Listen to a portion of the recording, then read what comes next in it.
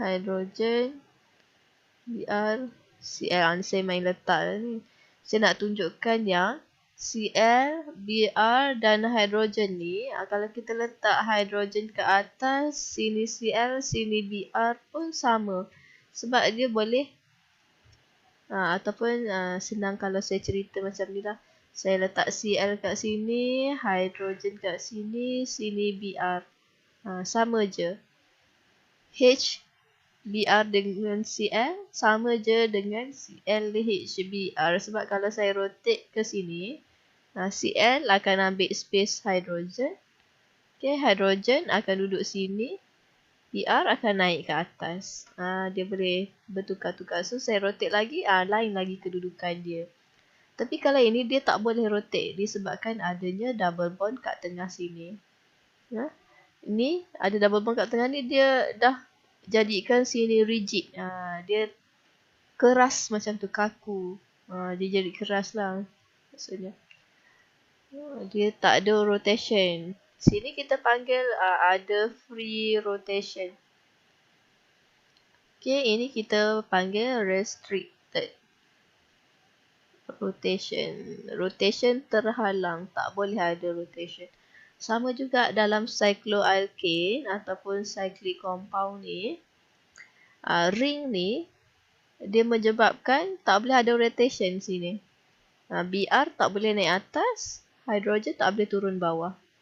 So kalau dia ke atas je lah. Kalau Br ni kat bawah je lah. So kalau ada satu lagi, tapi yang atasnya Br, satu kat bawah ni hydrogen, dia jadi different atom. Sebab yang atas takkan boleh duduk kat bawah macam ni, lain.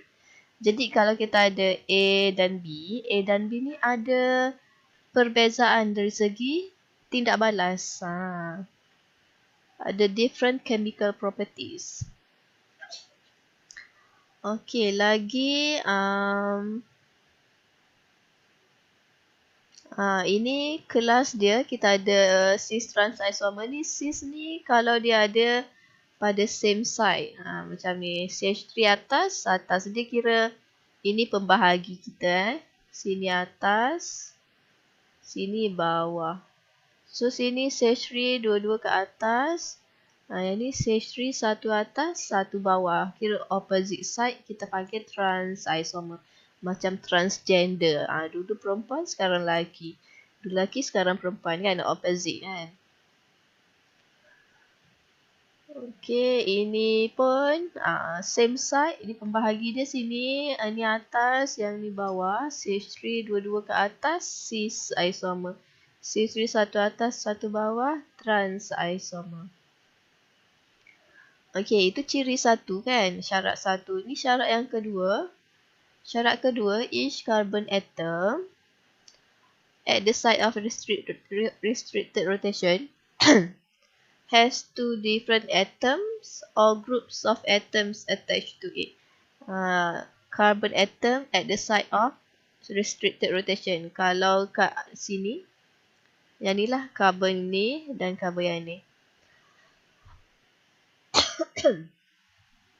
Okay, saya label lah ini A, ini B, senang nak cerita. Okay, carbon A, dia mesti ada two different atoms or groups of atom. Kita tengok A ni ada CH3, ini pun CH3, ada benda yang sama. Tak boleh lah macam ni. Kalau B, satu hydrogen, satu CH3. Ini yang kita kata ada two different atoms attached to it. Tapi tak bolehlah B sahaja, A pun kena sekali. So kiranya struktur ini dia tak ada cis trans isomer. Okay, kalau kita ubah sini jadikan H, barulah dia ada cis trans isomer. Okay, yang ni pun sama. Bila kita tengok dekat ring ni, C yang biru ni saya lukis ni sahaja ada two different atom attached to it. Satu CH3, satu hydrogen. Yang ni dua-dua hydrogen. Sebab bila kita tak tulis maksudnya ada hydrogen kan. Dua-dua hydrogen lah. Sini pun ada 2 hidrogen, sini pun ada 2 hidrogen, sini pun ada 2 hidrogen. Hidrogen, benda yang sama sahaja. Kita nak benda yang berbeza. So, dia tak jadi. Dia tak ada cis trans isomer. Okay, tapi katalah satunya sini ada H, satu lagi ada CH3. Barulah ada cis trans isomer. Kiranya carbon yang ni ada different atom attached to it. Tapi kalau cyclic ni kan, asalkan dia duduk pada ring yang sama.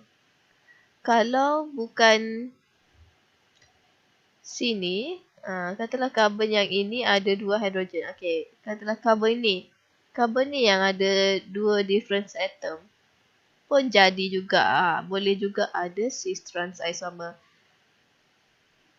Okay, nak carbon ni ke, carbon yang ni ke, atau carbon yang ni ke, tak kisah. Okay, maksudnya mana-mana carbon pada ring tu, asalkan ada 2 carbon yang ada 2 different atoms or group attached to it, dia boleh ada cis trans isomer. Okay, nanti kita tengok exercise untuk determine cis trans isomer.